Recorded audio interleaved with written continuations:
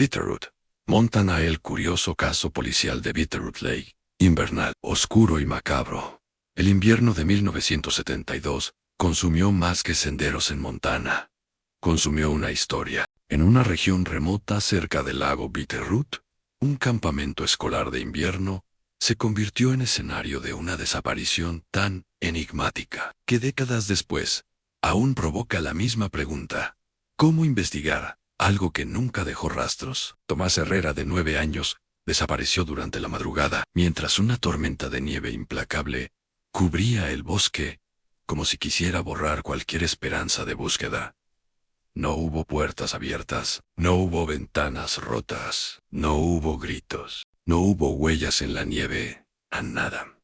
El niño no fue atrapado por la tormenta, fue llevado antes de que la nieve tuviera la oportunidad de ocultarlo. Cuando el departamento del sheriff del condado de Ravalli inició la búsqueda, la escena era aterradora precisamente por su orden perfecta: en cama hecha, mochila intacta, leña quemándose demasiado rápido en la estufa, y el vacío en la litera de la cabaña. 9. La sensación era clara. No era solo una desaparición, era una violación de la realidad misma. La investigación involucró a agentes locales, equipos forestales, e incluso al FBI, activado raramente en casos de pueblos pequeños. Pero las pistas que surgieron no daban dirección, daban escalofríos en símbolos extraños, grabados en un tronco, radios que parecían transportar susurros y descensos imposibles de temperatura en puntos aislados del bosque. Cuando llegó la primavera, ninguna respuesta apareció. Meses después, en la tierra del deshielo, unas huellas de 2 manos pequeñas y un mensaje hecho con piedras decían en español: me llamó Bainemi. Quedan ahora. Esta historia llega a tu pantalla y quiero saber algo sobre ti. Comenta. ¿De qué ciudad del mundo estás viendo esta historia? ¿Quién sabe? Tal vez el próximo nombre que resuene en este bosque venga de más lejos de lo que imaginamos. 1972. Bitterroot Valley. Bajo el peso de la nieve. El invierno en Bitterroot Valley había comenzado mucho antes de lo habitual. Aquel año, la nieve cubría las montañas como un manto impenetrable, y el aire era tan cortante que incluso las ramas de los pinos se quebraban bajo su propio peso. Los pequeños grupos de estudiantes del Winter Wilderness Youth Camp se movían entre las cabañas de madera, guiados por monitores experimentados que trataban de mantener la rutina normal a pesar del clima hostil. Nadie, sin embargo, podía ignorar la sensación de aislamiento que impregnaba cada rincón del valle. Cada sombra parecía más profunda de lo que realmente era. Cada crujido de la madera o de la nieve bajo los pies se sentía amplificado, como si el bosque mismo estuviera observando. La cabaña 9, ubicada en el extremo norte del campamento, estaba construida con troncos robustos y ventanas de vidrio grueso. La estufa central de leña ya estaba encendida, y el humo se mezclaba con el frío exterior, creando una capa tenue de vapor que hacía brillar los rayos de luz de las linternas. Aquella noche, Tomás Herrera, un niño de 9 años, observaba desde la ventana cómo los copos de nieve caían sin cesar. Hijo de inmigrantes mexicanos, Tomás había desarrollado desde muy pequeño una curiosidad especial por la naturaleza, una sensibilidad que lo hacía notar cosas que la mayoría de los niños pasaban por alto. Mientras sus compañeros jugaban con bloques de madera o escribían cartas a sus familias, Tomás permanecía en silencio, atento a cada detalle, a la forma en que la nieve se acumulaba sobre las ramas, los reflejos que el agua helado devolvía, los sonidos apagados de la fauna que trataba de sobrevivir al invierno. Durante el día, los monitores habían organizado actividades de supervivencia, caminatas por senderos nevados, prácticas de orientación y observación de huellas de animales. Tomás, a diferencia de los demás, prefería quedarse unos pasos detrás del grupo, observando y memorizando patrones de árboles, piedras y hielo. Parecía que leía un lenguaje secreto que nadie más podía comprender. En una ocasión, Samuel Reading, uno de los monitores, lo vio inclinarse sobre un tronco cubierto de nieve, tocando con cuidado marcas que no eran visibles a simple vista. Había un acuerdo extraño entre el niño y el paisaje.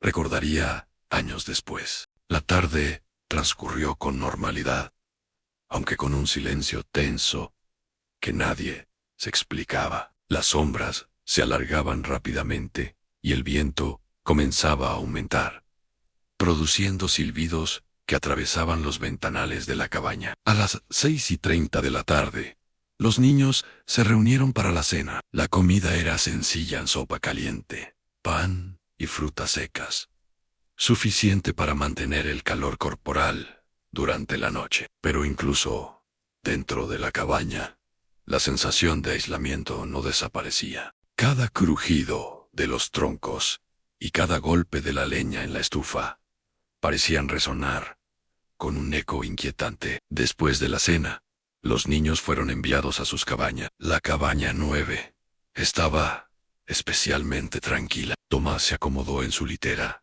pero permaneció despierto, observando la luz que parpadeaba a través de la ventana mientras la nieve continuaba cayendo. A las 9:50 de la noche, Henry Walker, el monitor encargado de la cabaña, realizó su última ronda. Caminó por el pasillo, comprobando que las luces estuvieran apagadas y que todos los niños estuvieran en sus camas. Pero, al acercarse a la litera de Tomás, notó algo extraño. El colchón estaba perfectamente alineado, la mochila cerrada y las botas colocadas en fila. Pero el niño no estaba allí. Walker buscó por toda la cabaña, revisando debajo de las camas, dentro del armario y alrededor de la estufa, pero no encontró rastro alguno. La nieve seguía cayendo afuera, y el viento golpeaba las ventanas con fuerza, pero no había indicio de cómo Tomás podría haber salido de la cabaña sin dejar huella. El monitor llamó al campamento principal y, tras confirmar la desaparición, se activó el protocolo de emergencia. La policía del condado fue notificada a las 03:33 de la madrugada, y el sheriff Douglas Kane llegó al lugar a las 5:07. La escena era desconcertante. No había puertas abiertas, ni ventanas forzadas. La nieve alrededor de la cabaña estaba intacta, sin huellas de salida, como si el niño se hubiera desvanecido en el aire. La estufa seguía ardiendo, emitiendo calor y humo, pero nadie podía explicar cómo había desaparecido Tomás en los monitores, y la policía comenzaron a realizar búsquedas inmediatas, con linternas y perros rastreadores, pero los resultados eran inexistentes. Incluso, los sensores improvisados y equipos de radio no captaban ninguna señal que indicara presencia humana. Durante la primera jornada de búsqueda, se encontraron detalles inquietantes. Pequeñas marcas en los troncos de los árboles cercanos, que parecían símbolos tallados, aunque nadie pudo determinar su origen. El viento, en algunos puntos del bosque, producía un sonido casi similar a un murmullo, y los perros, acostumbrados a seguir rastros humanos, se negaban a adentrarse en ciertas áreas, como si percibieran una barrera invisible. El campamento y la comunidad cercana comenzaron a sumirse en el miedo. La desaparición no solo desafiaba la lógica, sino que generaba preguntas que nadie podía responder. ¿Cómo podía un niño desaparecer sin dejar rastro en un entorno cubierto de nieve profunda? ¿Qué fuerza o presencia estaba actuando en ese lugar? Algunos vecinos recordaban leyendas de los nativos Salish y Kootenai, historias de lugares que escuchan nombres y que podrían atrapar a quienes se acercan demasiado. Aunque muchos descartaban estas narraciones como supersticiones, la extraña desaparición comenzó a despertar viejos temores y creencias. Kane organizó un equipo de búsqueda que incluía agentes locales, rastreadores, especialistas en rescate y un pequeño grupo de voluntarios. Se realizaron patrullajes sistemáticos alrededor del lago, en los senderos forestales y cerca de los acantilados. Se revisaron todas las cabañas y estructuras cercanas, pero el resultado seguía siendo el mismo. Ningún indicio de Tomás, ninguna huella, ninguna señal de vida. La noche del primer día, mientras la tormenta continuaba, Kane se detuvo junto a la orilla del lago Bitterroot. El hielo estaba cubierto por una capa reciente de nieve, pero notó una irregularidad, a una pequeña depresión apenas visible, que no correspondía con huellas humanas. Se inclinó para examinarla y sintió una sensación extraña, como si el lugar mismo estuviera consciente de su presencia. Fue en ese momento cuando comprendió que la desaparición de Tomás Herrera no sería un caso común. No se trataba solo de un niño perdido. Había algo en el entorno, en la nieve, en el lago, que desafiaba toda explicación lógica. Los siguientes días de búsqueda solo profundizaron el misterio. El viento producía sonidos que algunos describían como voces distantes, y los radios del campamento captaban interferencias extrañas, fluctuaciones inexplicables que parecían seguir un patrón. Cada intento de racionalizar la situación se encontraba con fenómenos que parecían conscientes, como si el bosque y el lago respondieran a la presencia humana de maneras impredecibles. La comunidad, por su parte, se mantenía en vigilia constante. Familias y vecinos se turnaban para ayudar en las búsquedas, mientras que los niños contaban historias de luces extrañas, sombras que se movían entre los árboles y susurros que no tenían origen aparente. Algunos afirmaban haber visto una figura infantil en la distancia, entre la neblina y la nieve, que desaparecía al acercarse. El caso rápidamente se convirtió en el centro de atención del condado y, más allá de eso, en una historia que los residentes comenzarían a narrar con temor y fascinación. Bitterroot Lake y la cabaña 9 ya no eran solo lugares físicos, eran escenarios de un fenómeno que parecía desafiar la realidad. El archivo del caso, que más tarde sería conocido como Archivo 27B, comenzó a registrar no solo la ausencia física del niño, sino también los fenómenos inexplicables que surgían durante la investigación. La desaparición de Tomás Herrera no tenía precedentes, y cada hora que pasaba intensificaba la sensación de que el bosque, el lago y la nieve estaban jugando un juego que los humanos no podían comprender. Era un enigma que mezclaba lo policial con lo sobrenatural, lo real con lo imposible, y que marcaría a la comunidad para siempre. 1972. El Archivo 27. B y la sombra de Bitterroot. Tras la desaparición de Tomás Herrera, el campamento y toda la comunidad de Bitterroot quedaron sumidos en un silencio inquietante, como si la nieve misma hubiera absorbido cada palabra, cada grito y cada rastro del niño. La noticia se propagó rápidamente entre los habitantes, y pronto la policía del condado se convirtió en el eje central de una investigación que desafiaría toda lógica conocida. El sheriff Douglas Kane asumió la responsabilidad con un rigor casi obsesivo, consciente de que cada minuto perdido podría ser crucial, pero también temeroso de que no existiera explicación convencional. El primer paso fue establecer el Archivo 27B, un expediente oficial que documentaría no solo la desaparición física del niño, sino cada detalle extraño que surgiera en el entorno del campamento y el lago Bitterroot. Las páginas iniciales contenían descripciones minuciosas: a la cabaña 9 intacta, la litera de Tomás sin uso, la mochila cerrada y alineada, las botas perfectamente colocadas.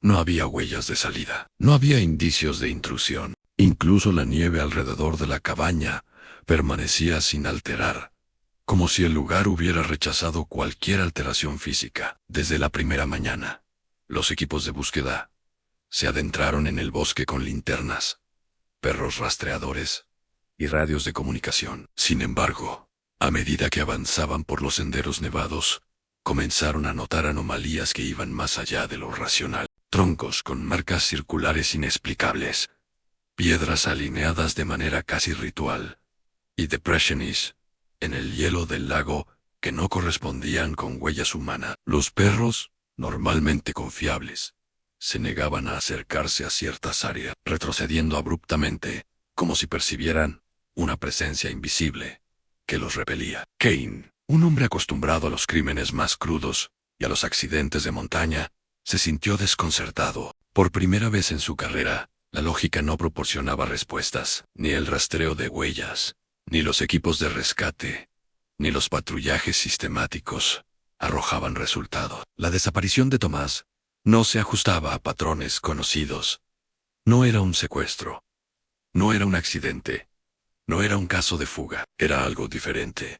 Algo que exigía reconsiderar la naturaleza misma de la investigación. Durante la tercera noche, mientras la tormenta arreciaba fuera del campamento, Kane revisaba los informes y notas tomadas por Henry Walker, el monitor de la cabaña. 9 Las observaciones incluían detalles inquietantes, interferencias extrañas en los radios, sonidos distorsionados, que algunos describían como voces infantiles, fluctuaciones inexplicables de temperatura y la sensación, reportada por varios miembros del equipo, de ser observados por algo que no podían ver. Macmillan, una antropóloga consultada por Kane, describió estos fenómenos como un eco de presencia, un fenómeno que, según las tradiciones locales, ocurría cuando un lugar interactuaba con seres que existían entre los límites de lo visible y lo invisible. A medida que la investigación avanzaba, los relatos de los residentes cercanos comenzaron a surgir con frecuencia. Pescadores afirmaban escuchar voces humanas mezcladas con el viento. Algunos niños decían que podían sentir la mirada de alguien en el lago, incluso cuando no había nadie allí. Y ancianos de la comunidad recordaban historias transmitidas por generaciones sobre lugares que coleccionaban nombres para no coleccionar cuerpos. Aunque muchos descartaban estas leyendas como superstición, la creciente evidencia inexplicable obligó a la policía a considerarlas con seriedad. Los equipos de búsqueda comenzaron a registrar los fenómenos con precisión científica. Se tomaron fotografías de la nieve, se midieron temperaturas en distintos puntos del bosque y se marcaron cada una de las marcas encontradas en los troncos y piedras. En varios lugares, la nieve mostraba depresiones que no seguían patrones de peso humano. En otros, pequeñas piedras estaban alineadas en círculos perfectos, formando lo que parecía un tipo de mensaje codificado. Kane, escéptico por naturaleza, documentaba cada detalle, aunque no podía explicar ninguno de ellos. El 15 grados día, desde la desaparición, un hallazgo desconcertante intensificó la tensión. Cerca del lago, el equipo encontró un círculo de hielo más fino que el resto de la superficie, con marcas que parecían talladas de manera natural, pero con un patrón deliberado. Algunos describieron la sensación de que el hielo respondía a la atención de quien lo observaba. Macmillan afirmó que no se trataba de un accidente físico en el lago, y sus alrededores estaban actuando como un observador consciente, registrando la presencia del niño y del equipo. Mientras tanto, la familia Herrera vivía un tormento silencioso. Elena, la madre, relataba sueños extraños en los que escuchaba la voz de Tomás, llamándola desde el bosque. En algunos de estos sueños, podía ver su figura, moviéndose entre la nieve, interactuando con sombras que no tenían forma humana. Kane permitió que la familia participara en algunas inspecciones del lugar, y todos coincidieron en algo, en la sensación de que el niño estaba allí, pero no en un sentido físico, sino como un eco de presencia, una conciencia que se movía entre lo visible y lo invisible. Durante las siguientes semanas, se documentaron fenómenos cada vez más precisos, radios que captaban interferencias rítmicas y vocalizaciones distorsionadas, sensores de temperatura que detectaban caídas abruptas sin causa aparente, y objetos ligeros, moviéndose sutilmente en la cabaña, como si fueran empujados por manos invisibles. Los investigadores comenzaron a entender que no podían tratar el caso solo con métodos tradicionales. La desaparición de Tomás requería una comprensión de la interacción del niño con el lugar, algo que no estaba regulado por leyes humanas ni lógica científica. Los días avanzaban, y el miedo entre los residentes se intensificaba. Algunas familias reportaban ver figuras difusas entre la niebla matutina, siempre cerca del lago. Otros aseguraban escuchar risas o susurros en la distancia, que desaparecían al acercarse. El campamento se volvió un lugar de tensión constante. La nieve que caía no solo cubría la tierra, sino que parecía alimentar el misterio, manteniendo intacto cada secreto. El 28 grados día, Kane Decidió dividir al equipo en grupos pequeños para explorar rutas menos transitadas. La intención era cubrir más terreno, pero la estrategia reveló algo inesperado. A los miembros del equipo comenzaron a reportar sensaciones de desorientación extrema, incluso cuando tenían mapas y brújulas. Algunos afirmaron ver sombras moviéndose entre los árboles, figuras que imitaban movimientos humanos, sin emitir sonido alguno. Los perros continuaban, negándose a adentrarse en ciertas áreas, a veces mostrando signos de alarma sin razón aparente. Macmillan sugirió que los fenómenos respondían a lo que describió como la ley de la atención del lugar. Cuanto más consciente era un investigador de los detalles, más intensas se volvían las anomalías. Según ella, el bosque y el lago no eran solo escenarios pasivos, sino participantes activos, interactuando con quienes se acercaban demasiado. Kane, aunque escéptico, comenzó a notar un patrón en las anomalías. Se centraban principalmente alrededor de la cabaña 9 y la margen del lago donde Tomás había sido visto por última vez. Al llegar el día 40, los investigadores habían documentado cientos de incidentes inexplicables. Los elementos que inicialmente parecían casuales comenzaron a formar un patrón inquietante. Piedras alineadas en círculos, troncos con marcas repetitivas, fluctuaciones de temperatura que coincidían con movimientos del viento, interferencias en radios que reproducían sonidos similares a voces infantiles. Cada registro aumentaba la sensación de que el bosque tenía memoria, que el lugar había absorbido la esencia del niño y la reproducía de manera intangible. El 42 grados día. Mientras el equipo inspeccionaba el lago, descubrieron un nuevo mensaje, hecho con piedras. Me llamó Bainame. Quedé la repetición del mensaje en diferentes puntos del campamento.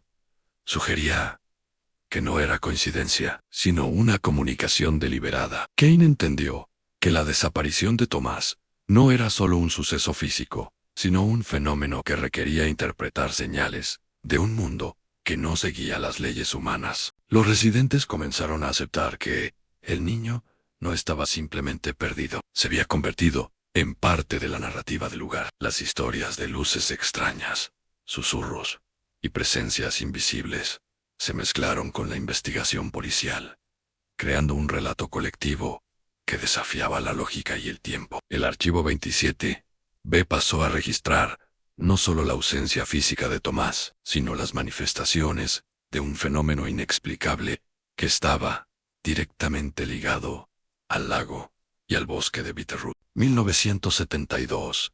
La frontera entre lo visible y lo imposible. El bosque de Bitterroot parecía más denso y silencioso a medida que los días pasaban. Cada rama cubierta de nieve, cada arbusto oculto, parecía guardar secretos que los investigadores no podían descifrar. A los 44 días de la desaparición de Tomás Herrera, la sensación de que el niño seguía presente, aunque de manera intangible, se había intensificado. El sheriff Kane sentía que cada paso que daba dentro del bosque estaba acompañado por una conciencia que no pertenecía al mundo físico. Esa mañana, el cielo estaba gris, y una neblina baja cubría las áreas más cercanas al lago. Kane, acompañado por Walker y un pequeño equipo de rastreadores, comenzó una patrulla sistemática. Las huellas humanas apenas se distinguían sobre la nieve, pero había señales que no podían explicarse, patrones de pisadas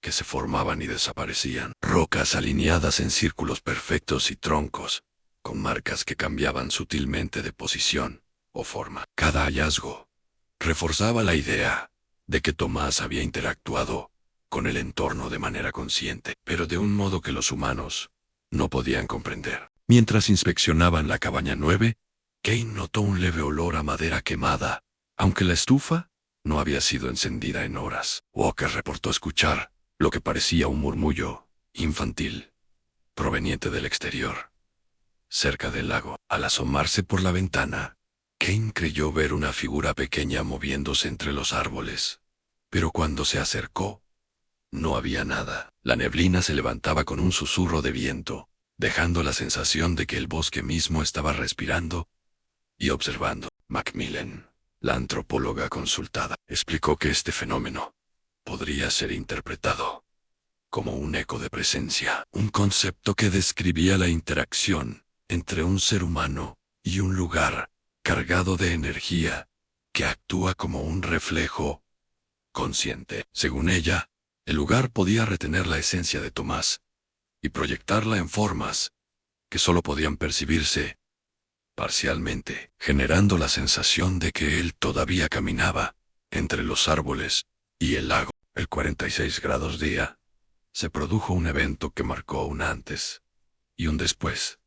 En la investigación, un grupo de rastreadores, mientras inspeccionaba un sendero cercano al lago, encontró un conjunto de piedras colocadas en una formación que parecía un mensaje. Al examinarlas, Kane y Macmillan interpretaron las marcas como la repetición de la frase que ya se había visto en otras partes del campamento. Me llamó, vaina me quedé. La consistencia de este patrón sugería que no era un fenómeno aleatorio, sino una comunicación deliberada, aunque de naturaleza desconocida. Los días siguientes, la actividad sobrenatural se volvió más intensa. Los radios portátiles comenzaron a emitir interferencias rítmicas que algunos describían como vocalizaciones distorsionadas, similares a las de un niño hablando, pero imposibles de comprender. Las temperaturas registradas por sensores colocados estratégicamente alrededor del lago y la cabaña fluctuaban de manera abrupta, cayendo varios grados en segundos sin explicación física aparente. Incluso los perros de búsqueda, entrenados para localizar rastros humanos, evitaban ciertas áreas, mostrando signos de alarma y nerviosismo que no tenían razón aparente. Walker y Kane comenzaron a documentar cada detalle con precisión casi obsesiva. Fotografías, notas de campo, grabaciones de audio y video se convirtieron en una extensa base de datos que más tarde sería esencial para el archivo 27.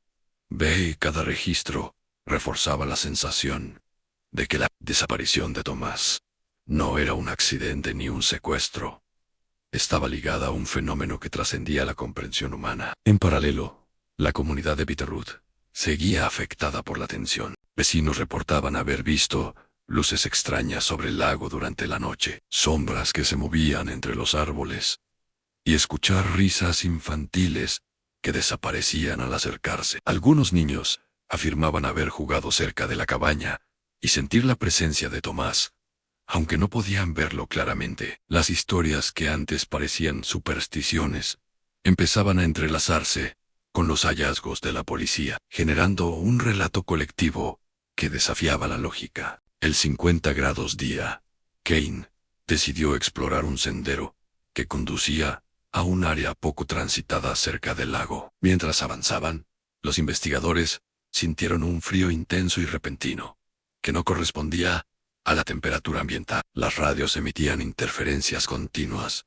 y se escuchaban pasos sobre la nieve que no coincidían con ninguna presencia humana. La niebla se espesaba, y entre sus pliegues apareció una silueta infantil que se movía entre los árboles, observándolos sin hacer ruido. Cuando Kane se acercó, la figura desapareció, dejando solo un rastro de polvo de nieve que se elevaba lentamente. Macmillan interpretó este fenómeno como una manifestación consciente de Tomás dentro del lugar, una proyección que no estaba limitada por las leyes físicas conocidas. Explicó que ciertos lugares podían interactuar con seres humanos, de manera que la percepción se volvía fragmentada. Solo se captaba una parte de la realidad, mientras el resto permanecía más allá del alcance de los sentidos. Kane comenzó a aceptar que la desaparición no se resolvería buscando un cuerpo físico. Era necesario entender la relación del niño con el entorno.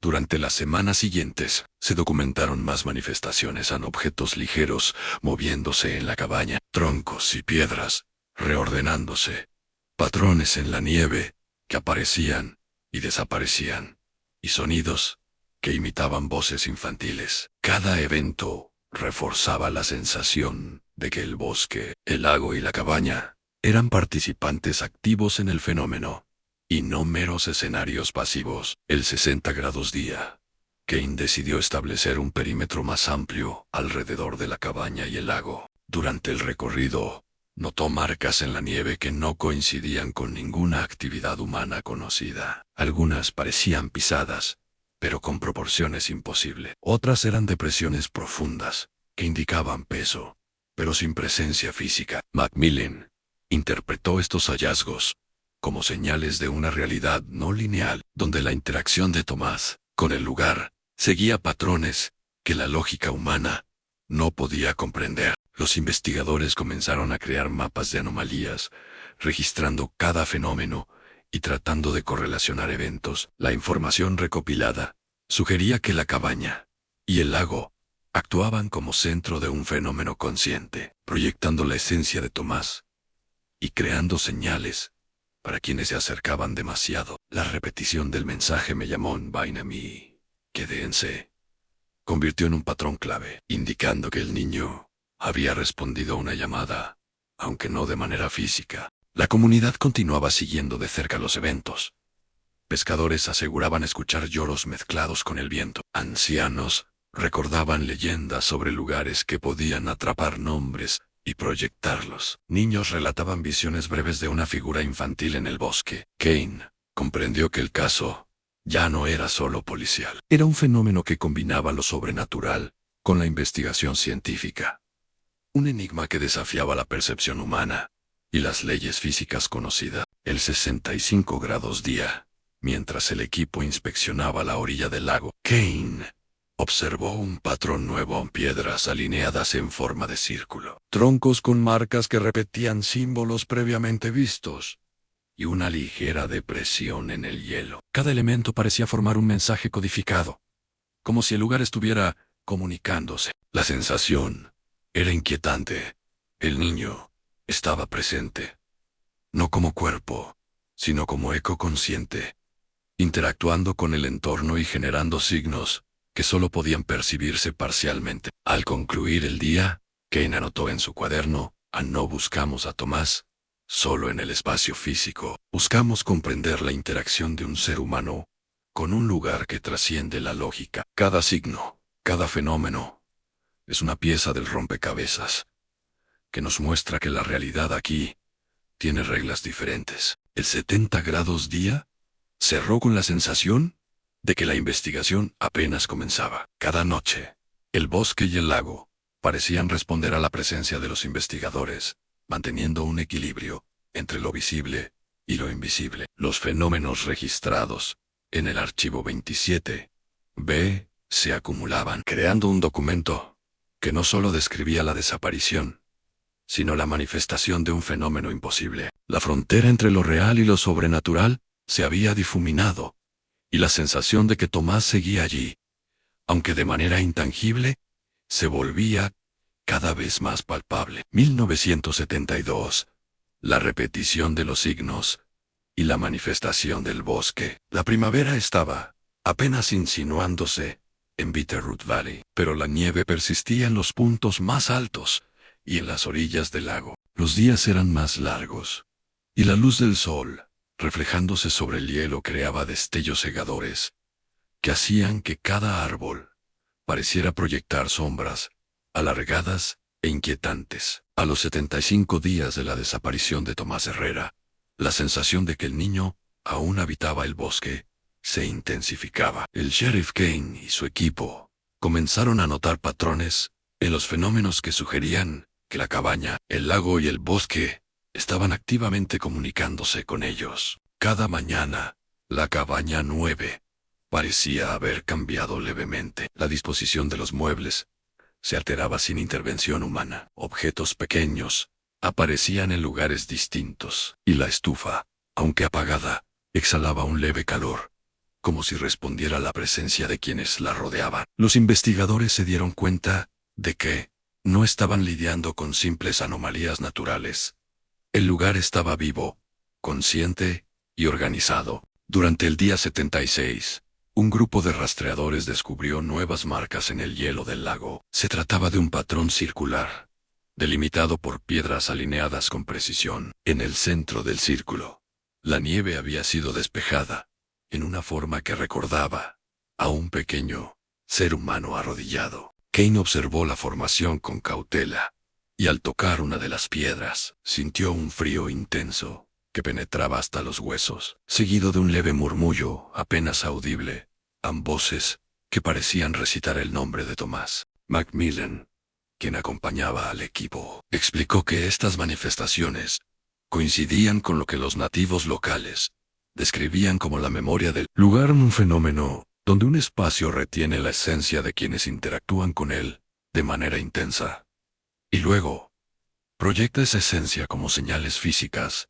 y sensoriales. En este caso, Tomás no estaba ausente, estaba presente, de un modo que la mente humana apenas podía captar. Esa tarde, Kane decidió instalar sensores y cámaras en puntos estratégicos alrededor del lago y la cabaña. La intención era documentar cualquier anomalía para analizarla posteriormente. Lo que encontraron fue inquietante.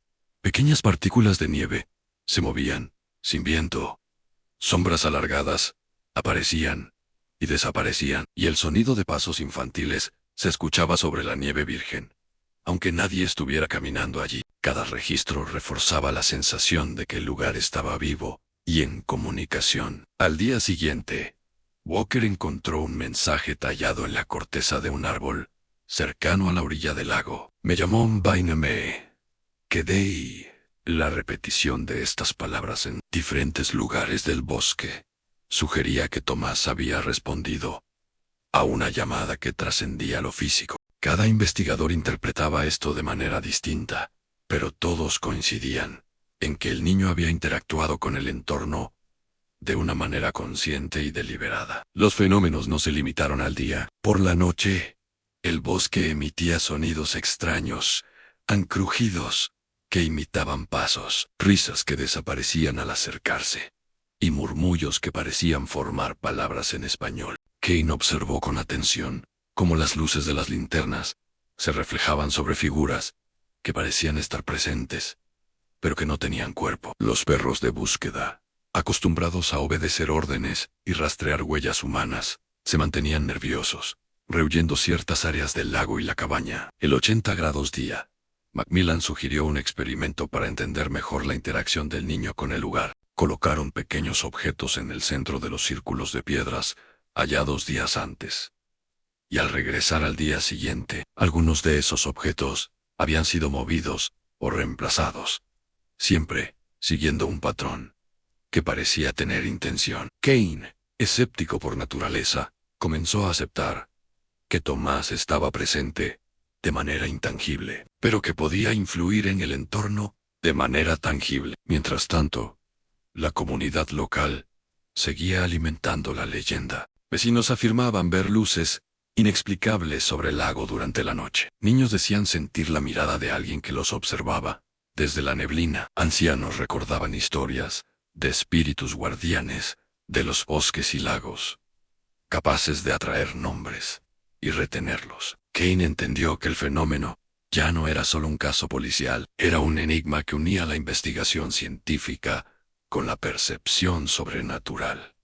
Un territorio donde la lógica humana tenía límites evidentes. El 85 grados día, el equipo estableció un perímetro de vigilancia más amplio, incluyendo cámaras infrarrojas, sensores de temperatura y micrófonos estratégicamente ubicados. Durante esa jornada, los registros mostraron variaciones de temperatura de hasta 20 grados en cuestión de segundos, movimientos de nieve y polvo sin viento, y la aparición de figuras borrosas que desaparecían al acercarse. Cada evento era consistente con las experiencias anteriores, reforzando la idea de que el lugar actuaba como un ente consciente. Una noche, mientras Kane revisaba las grabaciones, observó un fenómeno que desafió incluso su comprensión. Una silueta infantil se materializó frente a la cámara, caminó hacia la orilla del lago y desapareció lentamente en la neblina. El viento parecía susurrar la frase que ya se había visto en piedra y troncos. Me llamó Vine, me quedé. No era un registro fabricado. La cámara capturó el movimiento y las sombras, y el sonido era claro, aunque distorsionado. Walker relató lo que vio esa noche. Sentí que Tomás estaba cerca, pero no como cuerpo. Era su presencia, su conciencia, como si el bosque me permitiera percibirlo parcialmente. Macmillan afirmó que estas experiencias confirmaban que la desaparición de Tomás no se trataba de un accidente, ni de un secuestro. Era una interacción consciente con un espacio que tenía reglas propias. Un fenómeno que desafiaba la física y la percepción humana. A medida que la primavera avanzaba, la nieve se derretía lentamente, pero los fenómenos no cesaban. Los patrones en el hielo y la tierra aparecían y desaparecían. Las piedras se reorganizaban y las voces continuaban resonando. Kane y su equipo comprendieron que la desaparición de Tomás era solo la superficie de un misterio más profundo. Un niño que había respondido a una llamada que existía más allá de la realidad física, dejando señales que guiaban y a la vez desafiaban a quienes intentaban comprenderlas. El 90 grados día, Kane anotó en su cuaderno: no buscamos un cuerpo, buscamos la comprensión de una interacción que trasciende nuestra lógica. Cada fenómeno, cada señal, cada susurro es una pieza del rompecabezas que nos indica que Tomás respondió y que su presencia permanece en la conclusión. Era inevitable. El fenómeno no tenía un final predecible y cada acción del equipo debía ser interpretada dentro de un marco donde la realidad y lo sobrenatural se mezclaban. Esa noche, mientras el equipo se retiraba, la cabaña y el lago permanecieron en silencio. Sin embargo, Kane sabía que no era un silencio ordinario. Era la quietud de un lugar que escuchaba, que retenía y que proyectaba presencia. Los signos, las piedras, los troncos y el hielo eran testigos de una interacción que continuaría mucho después de que los investigadores se marcharan. 1972. El desvelamiento del enigma. El invierno había quedado atrás y la primavera comenzaba a imponerse en Bitterroot Valley. Aunque la nieve persistía en los puntos más altos del lago y las colinas, la atmósfera estaba cargada de un silencio expectante, como si la naturaleza misma contuviera la respiración, esperando un desenlace. El sheriff Kane y su equipo, tras más de 90 días de investigación, comprendían que lo que estaban presenciando no era un caso ordinario. La desaparición de Tomás Herrera no podía resolverse con métodos convencionales, porque no se trataba de un cuerpo desaparecido, se trataba de un fenómeno consciente, donde el niño había interactuado con el bosque y el lago de manera que desafiaba la realidad. Ese día, Kane decidió recorrer una vez más los alrededores de la cabaña 9 y la orilla del lago, acompañado de Walker y Macmillan. Los patrones en la nieve, las piedras alineadas en círculos y los troncos marcados, repetían la frase que había sido constante desde la primera semana. Me llamó Binemi, que dejen. Cada elemento parecía estar dispuesto de manera deliberada, como si Tomás hubiera dejado un mapa de su presencia para quienes pudieran interpretarlo. La temperatura era fría, pero estable, y el viento apenas se movía. Sin embargo, el bosque emitía un sonido sutil, casi imperceptible. Un murmullo que se entrelazaba con el crujido de las ramas bajo el hielo y la nieve. Kane, con su grabadora en mano, registraba cada detalle, consciente de que cada señal podía ser la clave para comprender el fenómeno. Las cámaras infrarrojas instaladas días antes comenzaron a capturar sombras que se desplazaban entre los árboles, pero no tenían forma definida. Eran figuras borrosas, etéreas, como proyecciones de algo que existía parcialmente en nuestra dimensión y parcialmente en otra. Macmillan sugirió que la interacción de Tomás con el entorno podría entenderse como un contrato de presencia, al responder a una llamada que provenía de un plano de percepción más allá de lo físico. Su esencia había quedado vinculada al lugar. Cada manifestación, cada sombra, cada alteración en la nieve o las piedras, era una expresión de esa conexión. El niño no estaba ausente, estaba presente de una manera que solo podía percibirse indirectamente, a través de los efectos que su conciencia producía sobre el entorno. Durante la exploración, Walker descubrió un círculo de piedras más grande que los anteriores, ubicado en un área que no había sido inspeccionada antes. Al acercarse, sintió un frío intenso y un leve temblor en el suelo, como si la tierra reaccionara a su presencia. Kane examinó el círculo y notó que dentro de él, la nieve estaba despejada de manera uniforme, dejando lo que parecía ser una figura humana en posición de rodillas. Sin pronunciar palabra, ambos comprendieron que se trataba de la manifestación más clara hasta el momento. Tomás había proyectado su esencia en el mundo físico,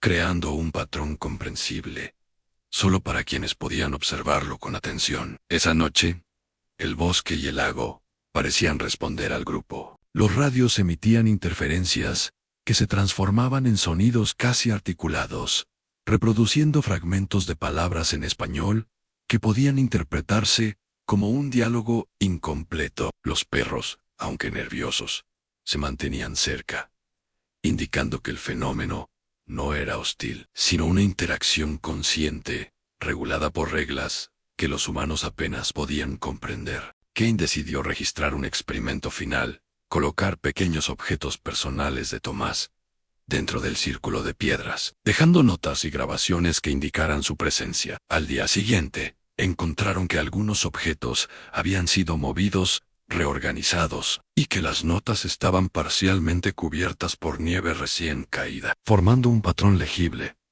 Nuevamente se repetía la frase que había sido constante desde el inicio de la investigación. La repetición reforzaba la idea de que Tomás había respondido a la llamada del lugar, permaneciendo allí, en un estado de existencia que trascendía lo físico. Mientras la comunidad local observaba desde la distancia, las historias sobre el lago y el bosque se intensificaban. Vecinos relataban luces que aparecían en la superficie del hielo durante la noche, risas que emergían de la neblina y sombras que se desplazaban entre los árboles. Cada testimonio coincidía con lo registrado por Kane y su equipo, generando una narrativa colectiva que desafiaba la lógica y reforzaba la sensación de que el niño estaba presente, no como cuerpo, sino como eco consciente. El 95 grados día, Kane realizó un último recorrido al borde del lago. La niebla cubría parcialmente el agua congelada, y en la distancia se distinguían los círculos de piedras previamente encontrados. Al acercarse,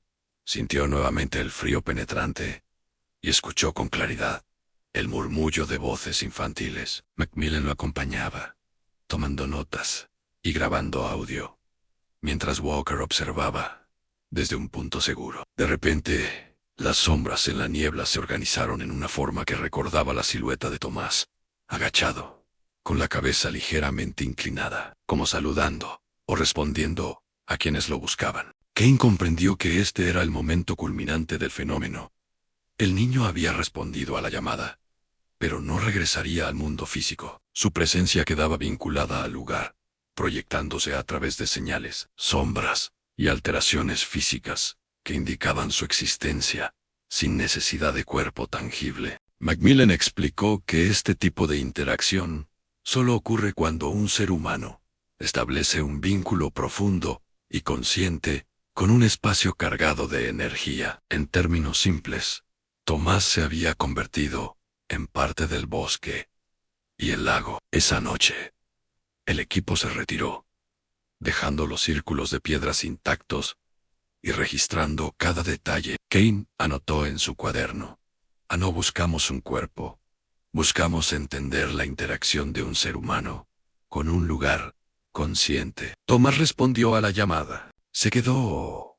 Y ahora, el bosque y el lago son su extensión. Con el tiempo, la historia del niño que desapareció en Bitterroot Lake se convirtió en leyenda. El archivo 27B documentó no solo la ausencia física, sino todas las manifestaciones que confirmaban que Tomás permanecía presente de manera intangible. Investigadores posteriores consultaron los registros, sorprendidos por la consistencia de los fenómenos en piedras alineadas, troncos marcados, fluctuaciones de temperatura, interferencias en radios y voces distorsionadas. Cada detalle indicaba que el lugar había absorbido la esencia del niño y la proyectaba como señales que podían ser percibidas por quienes se acercaran. El caso dejó lecciones profundas. Kane comprendió que no todos los fenómenos podían resolverse con lógica humana. Algunos requerían aceptar límites de percepción